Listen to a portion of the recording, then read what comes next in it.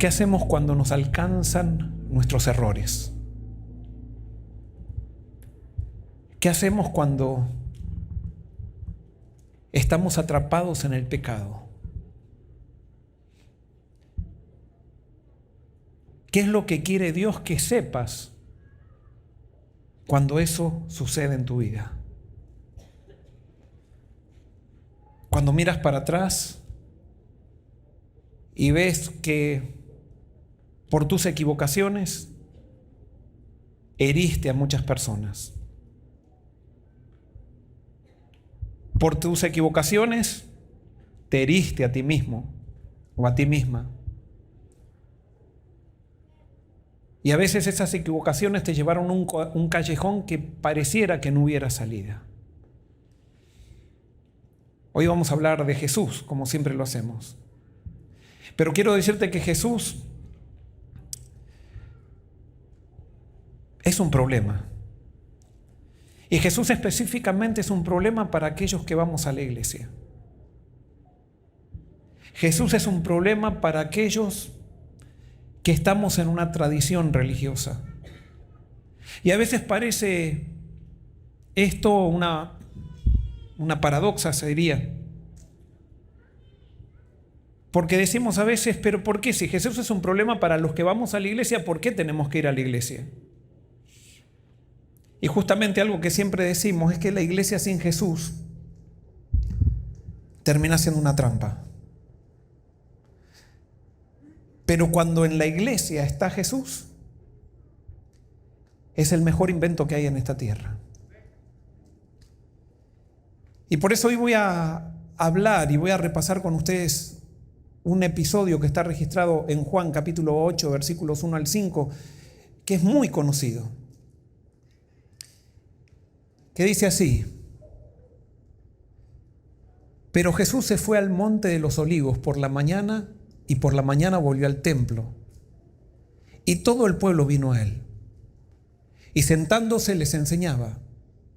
Entonces los escribas y los fariseos le trajeron una mujer sorprendida en adulterio. Y poniéndola en medio le dijeron: Maestro, esta mujer ha sido sorprendida en el acto mismo de adulterio. Y en la ley nos mandó Moisés a apedrear a tales mujeres. Tú pues, ¿qué dices? Tú pues, ¿qué dices? ¿Qué tendría que hacer Jesús ante esto? ¿Qué tendría que hacer? Si tú hubieras estado parado ahí y hubieras sido un testigo, ¿qué hubieras pensado que Jesús tendría que hacer? A Jesús le estaban mostrando que la Biblia, la ley, decía algo. Y le traían ahí la oportunidad para aplicar la Biblia, para aplicar la ley. Si Jesús era el Mesías, ¿qué tendría que haber hecho Jesús? ¿De dónde habían sacado los religiosos o los fariseos que la ley decía esto? Y esto lo sacaron de Deuteronomio. Y vamos a leer Deuteronomio 22, 23 al 24, dice así: si hay una muchacha virgen comprometida con un hombre y alguien la halla en la ciudad y se acuesta con ella, los sacaréis a ambos a la puerta de la ciudad y los apedrearéis hasta que mueran. La joven porque no pidió socorro en la ciudad y el hombre porque humilló a la mujer de su prójimo. Así extirparás el mal de en medio de ti. ¿Dónde está esto? Deuteronomio. O sea, estaba en la ley, estaba en el Pentateuco, estaba en la Biblia. Y ellos le decían: a ver, ¿qué vas a hacer, Jesús? Porque acá te traemos la Biblia.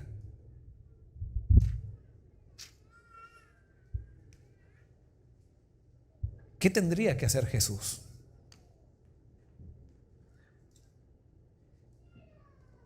Si tú hubieras estado allí, ¿qué le hubieras aconsejado a Jesús que tendría que hacer? ¿O qué hubieras esperado que Jesús haga si Él realmente es el Mesías? Y entonces alguien podría decir: Isaías 8:20, a la ley y al testimonio. Si no dicen conforme a esto es porque no les ha amanecido. Si él no aplica la Biblia como dice la Biblia, entonces no es el Mesías. Y estamos utilizando este versículo de Isaías, que lo usamos mucho para probar quién está en la verdad y quién está en la mentira, a la ley y al testimonio.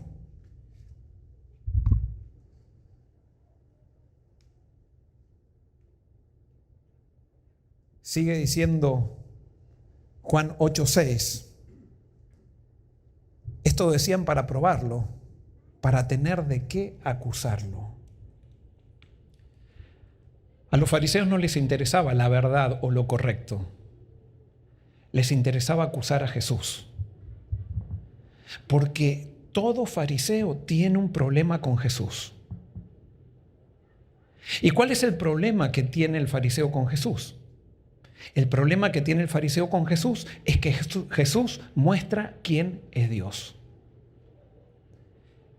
Y el fariseo quiere seguir creyendo que Dios es aquel que le enseñaron y aquel que construyó en su cabeza.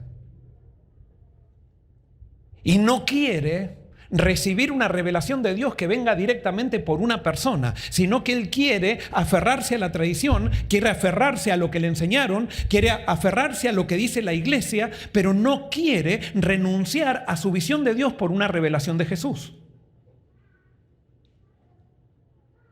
Y ese es el gran problema que siempre ha tenido la iglesia.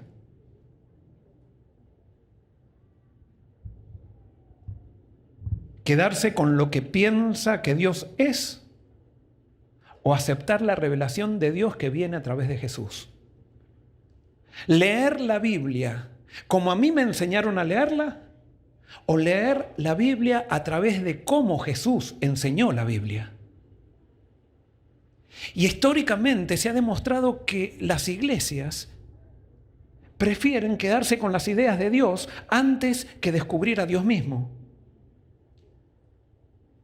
Históricamente se ha demostrado que las iglesias prefieren quedarse leyendo la Biblia, comparando versículo con versículo, en vez de leer la Biblia comparando cada versículo con la vida de Jesús y con lo que enseñó Jesús.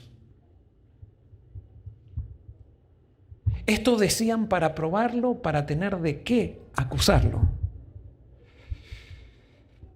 Los fariseos quieren ver quién es santo y hacen cosas para probar a la gente. Ellos hacen una pregunta para ver qué dicen, para ir rápido y contar, este dijo esto, dijo lo otro, y para acusarlo en algo. ¿De qué querían acusar a Jesús y por qué? ¿De qué querían acusarlo a Jesús? Y ¿saben qué? Si nosotros analizamos los evangelios vamos a ver que a Jesús lo quisieron acusar muchas veces de muchas cosas.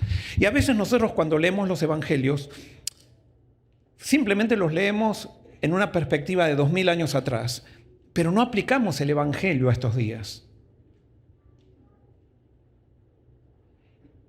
Pero si lo aplicamos a estos días vamos a darnos cuenta que si Jesús hoy viniera, posiblemente nosotros seríamos los primeros en rechazarlo. Fíjense algunas cosas de las que acusaron a Jesús. La primera, de estar en contra de la ley.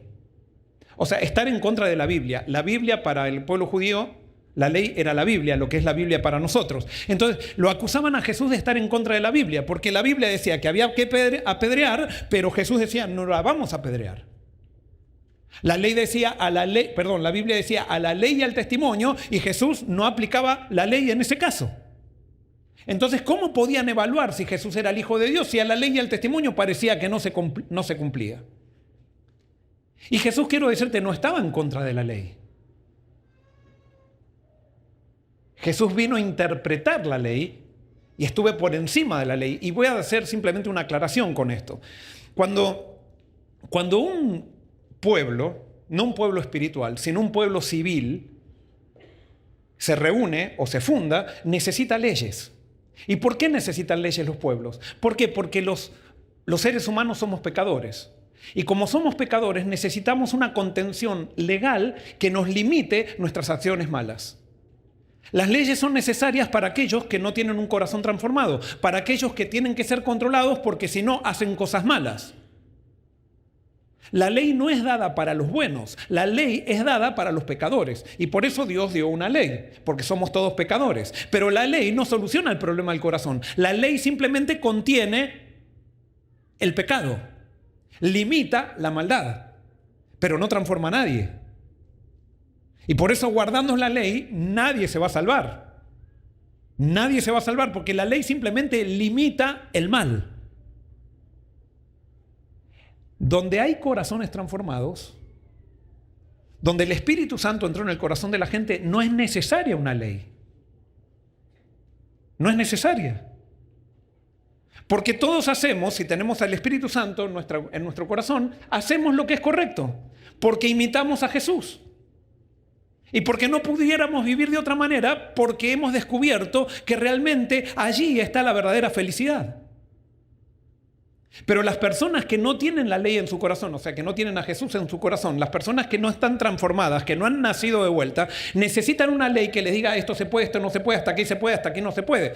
Es por eso que si nosotros somos una iglesia del Espíritu, en una iglesia del Espíritu no podemos estar controlando a las personas. Pero donde no está el Espíritu hay que poner leyes, hay que poner normas, hay que decir cómo hay que vestirse, hay que decir cómo hay que adorar, hay que decir qué hay que comer, hay que decir que esto, y llenamos de reglas, porque el corazón no está transformado. Y por eso, si ustedes quieren ver una iglesia que no ha nacido de vuelta, va a ser una iglesia donde se esté hablando continuamente de la ley y de lo que hay que hacer. Y ese era el problema de los judaizantes del Nuevo Testamento, y que los apóstoles trabajaron con eso, pero parece que pasaron 2000 años y todavía el cristianismo no entendió eso. Y queremos seguir controlando a la gente en vez de buscar el Espíritu, en vez de levantar a Jesús para ser llenos del Espíritu y recibir un nuevo nacimiento y vivir de acuerdo a la ley sin que me tengan que imponer la ley. No sé si me explico. Y es por eso que lo querían también acusar a Jesús, porque Jesús no aplicaba los versículos de la Biblia. Jesús aplicaba el amor de Dios, que estaba por sobre los versículos de la Biblia. No los contradecía. Pero entonces, y esto es lo que quería explicar, esta ley de apedrear a unos adúlteros era una ley civil, que es necesaria. Es como la ley del semáforo en rojo. Si pasas el semáforo en rojo, te ponen una multa. ¿Y por qué está la multa? Porque si no estuviera la multa, todos lo pasaríamos, porque no tenemos el corazón transformado. Pero la multa es necesaria porque como no estamos convencidos de eso, entonces nos tienen que poner la multa para que nosotros nos limitemos. Y por eso, en los pueblos, es necesario el ojo por ojo y diente por diente. Porque si no es un desastre. Pero las leyes, vuelvo a repetir, no transforman a las personas. Las leyes limitan la maldad de las personas. Y Jesús era consciente de eso, y por eso Jesús no hablaba de la ley, porque Él venía a transformar personas, no venía a hacer que las personas se porten bien, sino que venía a transformar personas para que vivan con Él. Él venía a llamar discípulos. A Jesús también lo acusaron de estar en contra del templo. ¿Por qué lo acusaron de estar en contra del templo? Porque Jesús un día fue, ustedes conocen eso, también predicamos de eso, fue y denunció la corrupción que había en el templo, cómo los sacerdotes, a través de lo que hacían, se beneficiaban y ponían a la gente al servicio del templo en vez de poner el templo al servicio de la gente. Y decían, están en contra del templo. Si lo aplicáramos ese está en contra de la organización. ¿Por qué está en contra de la organización? Porque describe ciertos principios incorrectos que no debieran hacerse. Eso no es estar en contra de la organización. Jesús no estaba en contra del templo. Simplemente estaba queriendo que en el templo se hagan las cosas como debían hacerse y como el reino de Dios pedía que se hagan. Hay gente que habla de las cosas malas que se hacen en una organización, pero no está en contra de la organización. Está en contra de poner a la organización al servicio de las personas y no las personas al servicio de la organización. La organización ha sido creada para servir a las personas. Y no las personas para servir a una organización. Porque cuando las personas en realidad sirven a una organización, en realidad lo que están sirviendo es a personas, a dirigentes que están viviendo de una organización. Pero que se han olvidado de que la organización ha sido creada para misión. Y que la misión es predicar el evangelio al mundo. Jesús no estaba en contra del templo. Estaba en contra de las cosas malas que se hacían en el templo. A Jesús también se lo acusó de estar en contra de las tradiciones. Y es verdad que Jesús estuvo en contra de las tradiciones, pero Jesús también creó tradiciones. Porque hay tradiciones que no tienen sentido y hay tradiciones que son muy buenas. Y eso no lo vamos a enumerar ahora. A Jesús también se lo criticó de estar en contra de Moisés. La pregunta es, ¿estaba en contra de Moisés Jesús? No, pero él dijo que él era superior a Moisés y eso no lo podían entender los judíos. No, querían juzgar a Jesús a la luz de Moisés. Y Jesús decía, no, vamos a juzgar a Moisés a la luz de lo que yo soy. Porque yo soy el camino, la verdad y la vida. El gran problema de los cristianos es que ponen a los profetas por encima de Jesús. Y tenemos iglesias que idolatran a un profeta por encima de Jesús. Y entonces si el profeta dice algo diferente a lo que Jesús dijo, le creemos al profeta. En vez de juzgar al profeta a la luz de Jesús, no, juzgamos a Jesús a la luz del profeta. Y Jesús no estaba en contra de Moisés. A Jesús también se lo criticó o se lo acusó de estar en contra de Dios. Y Jesús era la encarnación de Dios. Ahora, le presentan esto a Jesús. ¿Y qué tendría que haber hecho Jesús? ¿Qué tendría que haber hecho Jesús cuando le tiran una mujer que aparentemente estaba comprometida? Esta mujer tenía ya una fecha de casamiento y resulta que se acuesta con otro hombre. Pero acá hay algo también que nos llama la atención. ¿Qué es lo que nos llama la atención de este cuadro? Porque Deuteronomio, ¿qué decía? Que en Deuteronomio decía que había que llevar a los dos. Pero ¿quién estaba allí? Solamente la mujer. ¿Por qué? Porque aparentemente el que se había acostado con la mujer era un amigo de los fariseos. ¿Y saben qué? Eso es lo que hacen los fariseos. Los fariseos con aquel que no es amigo aplican la ley a rajatabla, que es como para decir, nosotros somos morales. Pero cuando alguien que no es amigo y no está conectado con ellos, lo destrozan. Porque a los fariseos no les interesa lo correcto. El criterio que rige a los fariseos es la conveniencia. ¿Qué conviene y qué no conviene para poder seguir teniendo el poder que ostento? Y como Jesús le estaba abriendo los ojos al pueblo, ellos ahora querían probarlo a Jesús para ver si lo encontraban con algo para acusarlo.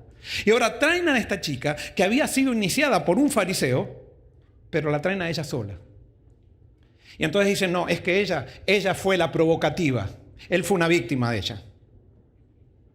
¿Vieron todos esos discursos que se crean alrededor de personas para defender ciertas posiciones que son indefendibles? ¿Ahora esta chica se había equivocado? Sí, se había equivocado.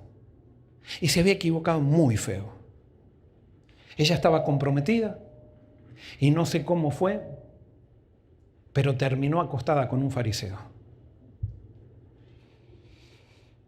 Recuerdo también cuando estaba en un congreso de jóvenes, que eran jóvenes bastante conservadores, y había un muchacho que estaba dirigiendo los himnos, y después viene una chica y me comentó, me dice, pastor, ese muchacho que está dirigiendo allí era mi novio. Pero estábamos de novio y él empezó a ver si realmente íbamos más allá del cariño y llegamos a tener sexo. Y cuando tuvimos sexo, él me dijo que yo no podía ser su novia porque era demasiado débil por haber caído y que él simplemente me estaba probando para ver hasta dónde yo iba. Esos son los fariseos. gente que usa a la gente, gente que simplemente está interesada en sí misma y que por su imagen están dispuestos a despreciar a sus víctimas, cuando sus víctimas simplemente fueron objetos para satisfacer sus deseos egoístas. Esos, lastimosamente, son los que llenan las iglesias.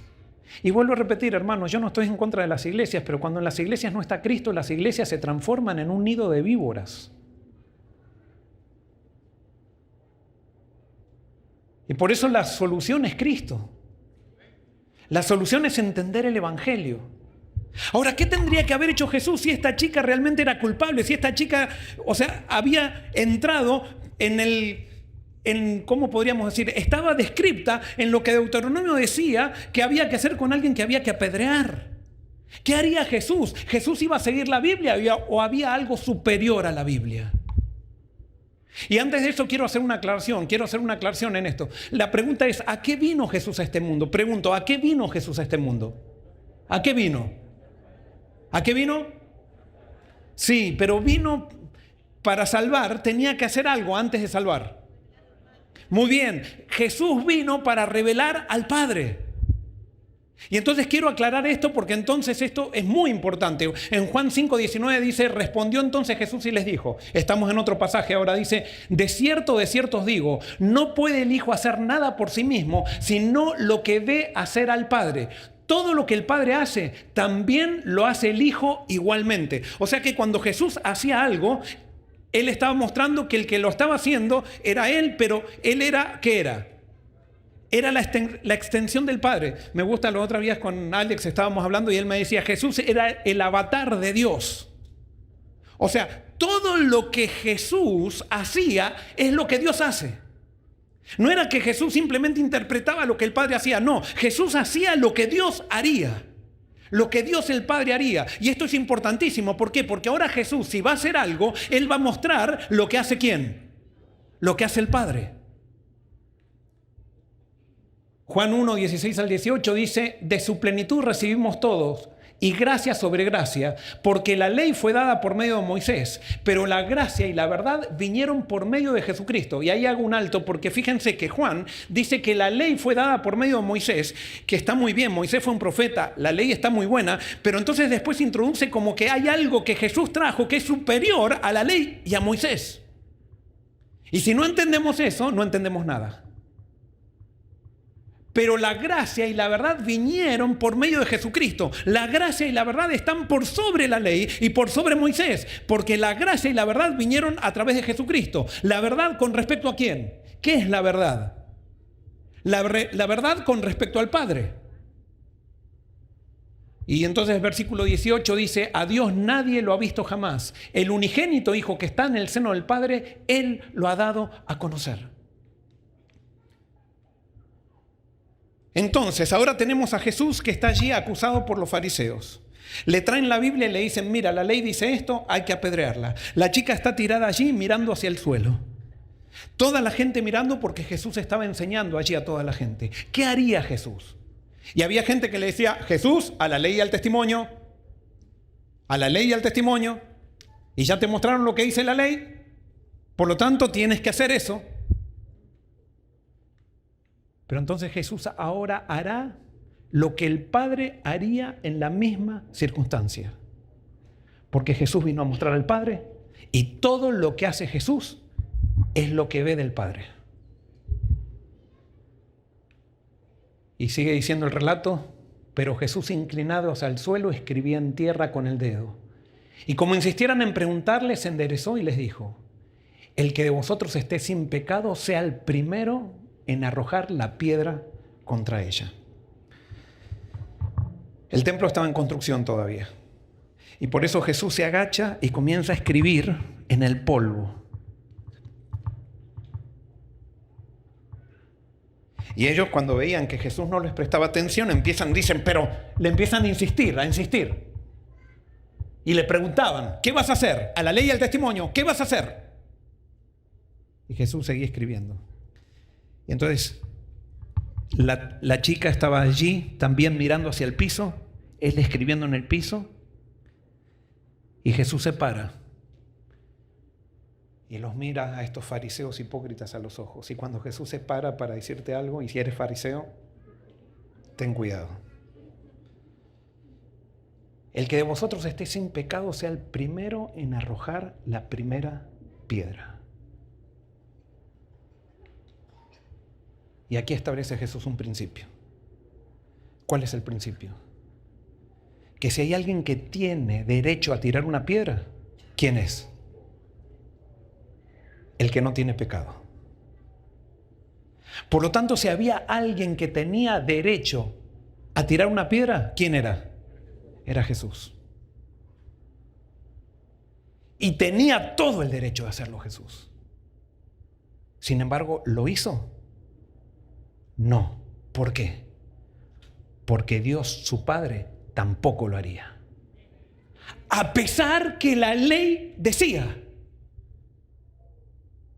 Porque Jesús es la ley.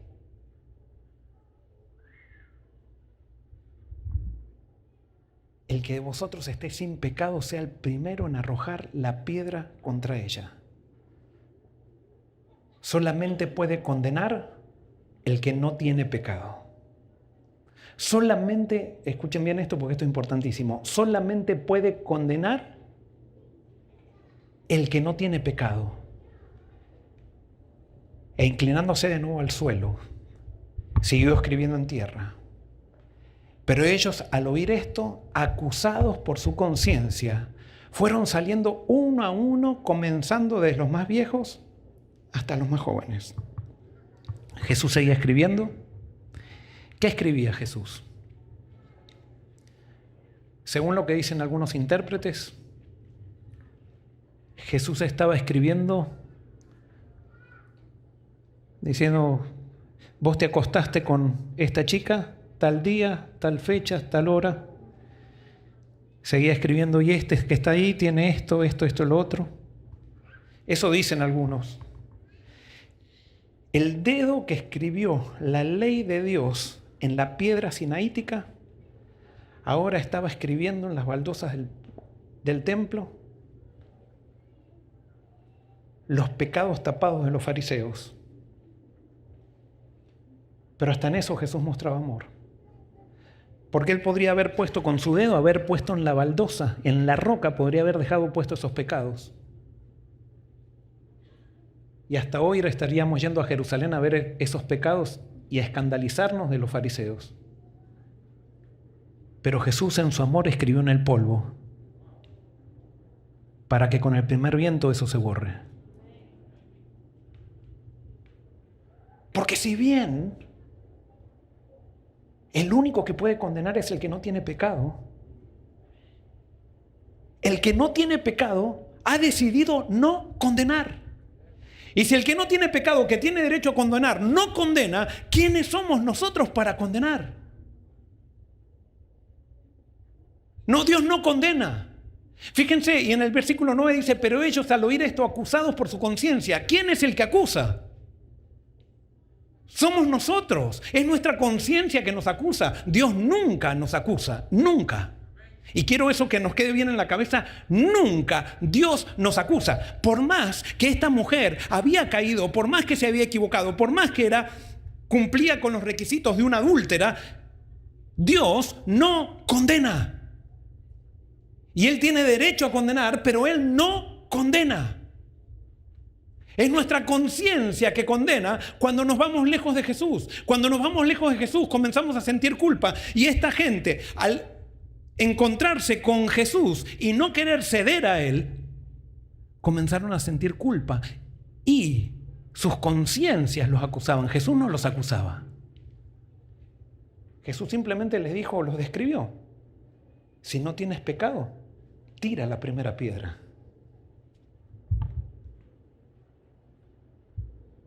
Y acá viene un versículo espectacular. Solo quedaron Jesús y la mujer que estaba en medio. Allí Jesús agachado, la mujer agachada, todos se fueron y quedó Jesús solo con ella. solo con aquella que se había equivocado, solo con aquella que había caído, solo con aquella que había adulterado. Qué hermosa oportunidad para Jesús. Jesús no se avergonzaba de esa oportunidad. Eran las oportunidades de mostrar quién era su Padre. Era la oportunidad que tenía de mostrar la gracia. Era la oportunidad de mostrar, de realzar la imagen de una iglesia naciente perdonando a una pecadora. Ah, no. Cuidemos la imagen de la iglesia. Hay que cuidar, hay que disciplinar. Hay que tirarle piedra porque si no van a pensar que estamos aprobando el pecado. ¿No han escuchado esas frases? No entendieron nada. No entendemos nada cuando pensamos que la imagen de la iglesia es cuidar la moralidad de la iglesia. Cuidar la imagen de la iglesia quiere decir no dejar que Jesús se vaya del medio de la iglesia para traer gracia y perdón.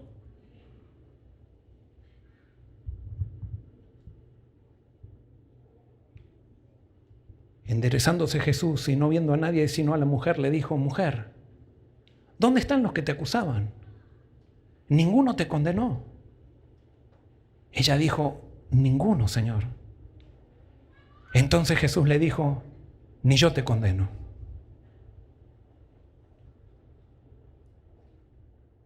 Ni yo te condeno. Porque yo tengo la autoridad para condenarte, pero porque muestro las obras de mi Padre y mi Padre no condena, yo no te voy a condenar porque yo no vine a condenar a nadie. Pero le dijo, ¿qué le dijo? Vete y no peques más. Esto no anda muy bien el micrófono. Vete y no peques más. No. ¿Saben qué? Déjenme. ¿Saben qué? En los originales más antiguos del Nuevo Testamento, ese vete y no peques más no está. En ninguno de los escritos más antiguos está ese vete y no peques más. Ese lo metieron después en la iglesia. A ver, que nadie se piense que Jesús estaba... ¿Vieron así como hacemos? Guarda, no prediquen demasiado la fe porque van a pensar que no hay que hacer obras, No. Ahí Jesús le dijo, no te condeno. Y ese vete y no peques más no lo dijo. Porque a Jesús no le interesaba, porque si ella sabía que Jesús no lo condenaba, ella se iba a quedar con Jesús. Ese vete y no peques más es un imposible de los hombres. ¿Cómo Jesús le iba a decir vete y no peques más? Es como que te diga a ti, sal de aquí de la iglesia y no te equivoques en toda la semana. ¿Lo puedes hacer? No, Jesús no le dijo eso, porque Jesús sabía que ella no iba a pecar en la medida que permanezca frente a Él. Él era la respuesta, no proponerse no pecar más, sino permanecer en su presencia. Y sí, Jesús me quiere librar del pecado, porque el pecado no le hace mal a Jesús, me hace mal a mí. Jesús me quiere librar del pecado porque el pecado me destruye, el pecado me acusa, el pecado me dice que soy miserable, el pecado trabaja en mi autoestima, el pecado no me deja crecer. Pero no es Dios el que me castiga porque peco, sino que es el pecado que tiene castigo en sí mismo que me lleva a alejarme de Dios y allí yo me autodestruyo. Es el pecado que me destruye. Fíjense cómo sigue el versículo siguiente, que no lo leemos después, pero fíjense lo primero que dice Jesús después de esto, cuando se levanta, dice, y otra vez Jesús los habló diciendo, yo soy la luz del mundo, el que me sigue no andará en tinieblas, sino que tendrá la luz de la vida. En otras palabras, no le está diciendo, vete y no peques más. Le está diciendo, yo soy la luz del mundo. Si tú me sigues, no vas a andar en tinieblas. Si tú me sigues, vas a vivir bien. Si tú me sigues, ya no te vas a equivocar como te equivocaste en ese adulterio que cometiste. Porque yo soy la respuesta, dice Jesús. La respuesta no está en tu fuerza de voluntad, vete y no peques más. La respuesta es que te quedes conmigo y tú, cuando te quedes conmigo, no andarás en tinieblas, vivirás bien. Yo te cambiaré la mente para que te des cuenta que en el pecado no hay nada de felicidad. sino que tendrá la luz. Tú tendrás la luz, que es la vida, la luz de quién es Dios. Cuando tú veas que Dios no te condena, vas a querer permanecer en la presencia de Dios. Pero toda persona que piensa que Dios es condenador, trata de hacer obras para salvarse, pero no está en la presencia de Dios. Está tratando de estar en la presencia de la ley, pero no de Dios. Y por eso trata de salvarse a través de la ley, portándose bien. No, tu seguridad, mi solución, tu solución es Cristo. Y voy a terminar con algunas lecciones acerca del perdón y la condenación. Y yo sé que quizás haya gente que no concuerde conmigo. Y si no concuerda, puede ser que yo esté equivocado, pero no lo den por sentado que estoy equivocado. Vayamos a la Biblia y confirmemos si es así o no es así. Pero lo primero que quiero decirte, este principio, es que el perdón ha sido dado en Jesús. Y esto es algo importantísimo. El perdón ya ha sido dado. El perdón está para todos. No es que yo tengo que recibir el perdón ya está dado. Está dado desde que Adán y Eva pecaron. El perdón se le dio a la tierra. El perdón está, gracias a lo que hizo Jesús. Pero el perdón está, no es algo que yo digo ahora me arrepiento y recibo el perdón. No, el perdón está. Ha estado siempre. Es como un gran depósito. Cuando el ser humano pecó, cayó un depósito de perdón y todo el mundo quedó perdonado. Y alguien puede decir, pero pastor o Joel, ¿de dónde sacas eso? De la Biblia. Fíjense lo que dice Romanos 5:18. Así que, como por la transgresión de uno vino la condenación a todos los hombres, ¿la transgresión de quién? De Adán. De la misma manera, por la justicia de uno, vino a todos los hombres la justificación que produce vida. ¿A cuántos vino la justificación? Justificación significa perdón. ¿A cuántos vino? A todos. ¿Qué hicieron para recibir ese perdón todos? Nada, porque la salvación es por gracia, no es por obra. Si yo me tengo que arrepentir para recibir el perdón, entonces quiere decir que me salvo por el arrepentimiento. Y eso es salvarse por obras. Y lean en El Camino a Cristo, Elena de White, ya lo prediqué varias veces eso, pero Elena de White dice, no podemos poner al arrepentimiento como un obstáculo para recibir el perdón. Para ir a Cristo. Vamos a Cristo y en Cristo tenemos el perdón. Pero no quiere decir que porque voy a Cristo tengo el perdón. El perdón ya lo tengo. El perdón ya lo tengo. Y ahora voy a explicar eso. ¿Qué es lo que pasa? Cuando estoy lejos de Cristo, mi conciencia me acusa y entonces yo no tengo. Hay una realidad externa que Dios ya hizo en el Calvario a través de Cristo y que el perdón ya ha sido dado y se nos ha dado todo. Pero hay una realidad interna que tiene que entrar en conexión con lo que hizo Cristo. Y si no entra en conexión con lo que hizo Cristo, entonces yo sigo actuando como si no hubiera sido perdonado, cuando ya he sido perdonado. Eso se llama creer en la Biblia. Ustedes van a ver, no es que yo me salvo por creer, sino que el creer hace efectiva la salvación en mi vida. Yo, por ejemplo, supónganse que mi padre me dejó una herencia de $3.000 millones. Amén, sí, ojalá. Pero supónganse que me dejó una herencia de $3.000 millones. Yo no necesito hacer nada para tener esa herencia. Solamente necesito creer que la tengo. Pero si yo no creo que la tengo, por más que la tenga, porque ya me ha sido dada, yo voy a actuar como si no la tuviera. Y entonces al final voy a vivir como un miserable. El perdón ya ha sido dado en Cristo, pero las personas que no creen viven como si no lo tuvieran, cuando el perdón ya está. Y es por eso que es tan fácil la salvación y la hemos hecho tan complicada, porque pensamos que tenemos que hacer algo para recibir el perdón. No, el perdón ya está. Solamente tenemos que creer esta realidad que les estoy diciendo, que la dice la Biblia, no la digo yo. Fíjense lo que dice Juan 3, 17 y 18. Dice, Dios no envió a su Hijo al mundo para condenar al mundo, sino para que el mundo sea salvo por él. El que en él cree no es condenado, pero el que no cree ya ha sido condenado porque no ha creído en el nombre del unigénito del Hijo. Del Hijo de Dios. O sea, Dios envió a su Hijo al mundo Dios no envió a su Hijo al mundo para condenar al mundo. ¿Qué es la condenación? Es lo contrario al perdón. Entonces Dios envió para salvar al mundo de la condenación ¿de quién? ¿Quién condena? El pecado. El pecado es el que condena, no es Dios. Dios hace todo para salvar. Y el perdón ya nos ha sido ofrecido en Cristo a todo el mundo. No dice a los individuos que creen, sino ahora. Pero dice, y de tal manera amó a Dios al mundo para que todo aquel que en él crea no se pierda. Es que justamente el que no cree en esto se pierde. Porque actúa como si no tuviera lo que ya le ha sido dado. Con esto lo que quiero decirte es que Dios ya ha hecho todo en Cristo. Nosotros no necesitamos hacer nada. Otro principio del perdón. Jesús siempre perdona, no condena ni juzga. ¿Estamos de acuerdo con esto? Si Jesús siempre perdona, no condena ni juzga, Dios el Padre, ¿siempre qué? Siempre perdona y no condena ni juzga. Y como Él nunca cambia, no va a condenar ni juzgar nunca a nadie. Y fíjense, Juan 8:15 dice, vosotros juzgáis según la carne, yo no juzgo a nadie. ¿Quién lo dice? Jesús.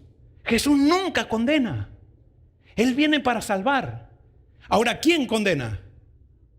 Satanás. Pero especialmente, ¿quién condena? El pecado. Nos condenamos a nosotros mismos. ¿Quién condenó a Judas? El pecado, el cargo de conciencia. La conciencia que lo acusaba. ¿Y saben qué? Cuando la conciencia te acusa, es tan fuerte eso que te lleva a la destrucción. Y por eso alguien puede decir, bueno, entonces voy a hacer lo que quiera y total, Dios siempre, ya el perdón lo tengo. Sí, el perdón lo tienes. Pero si tú haces lo que quieres en pecado, hay algo que no entendiste o hay algo que no experimentaste, no creíste nada. Porque ahora te voy a explicar otra cosa antes de decirte este principio. Esto tenemos que entender. Dios siempre te perdona. ¿Siempre qué es? Siempre. Y ahora esto también. El que no te perdona nunca es el pecado. El pecado nunca te perdona. Comete un pecado y vos le vas a decir al pecado o a Satanás, no me hagas sufrir las consecuencias de esto que hice. Nunca te va a perdonar el pecado. Nunca. Y por eso lo que Jesús quiere hacernos entender a todos nosotros es que no seamos necios y no pensemos que el pecado nos hace felices. Eso es arrepentimiento. Es cambio de mente con respecto a ver la vida. Y ahora viene este principio que es muy importante. El perdón es una habilitación para relacionarnos con Dios. O sea, el perdón no es un acto legal. El perdón es un acto relacional.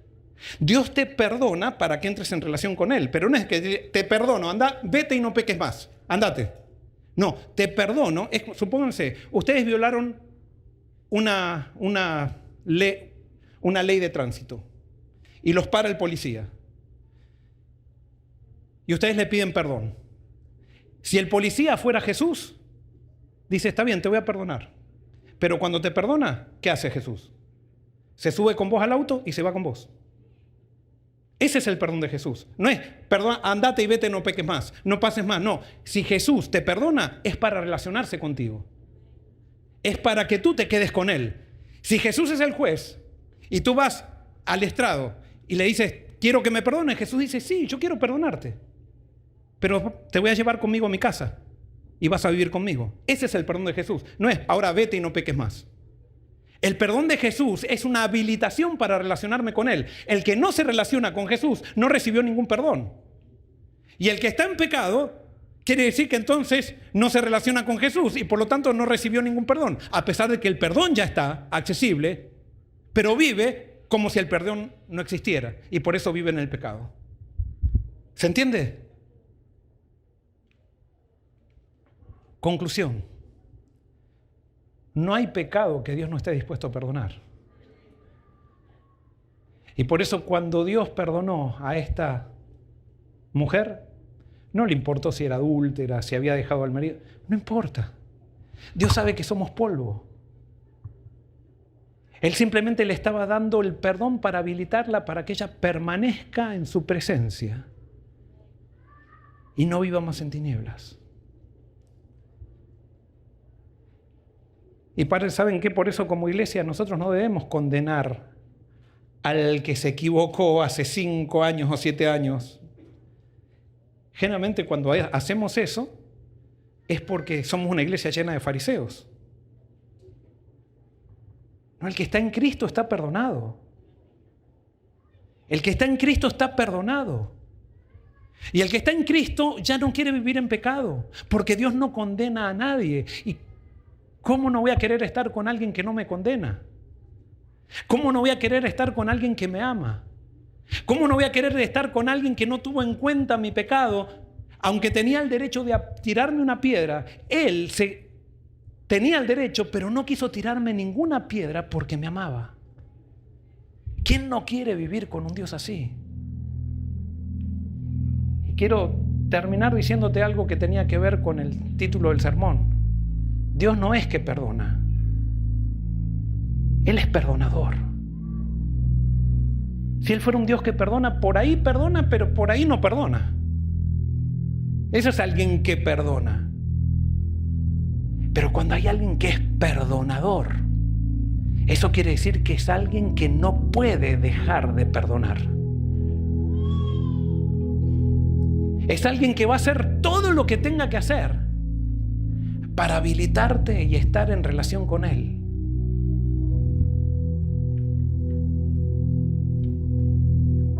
Y por eso Jesús decía, vengan a mí, todos los que están trabajados y cargados, que yo los haré descansar.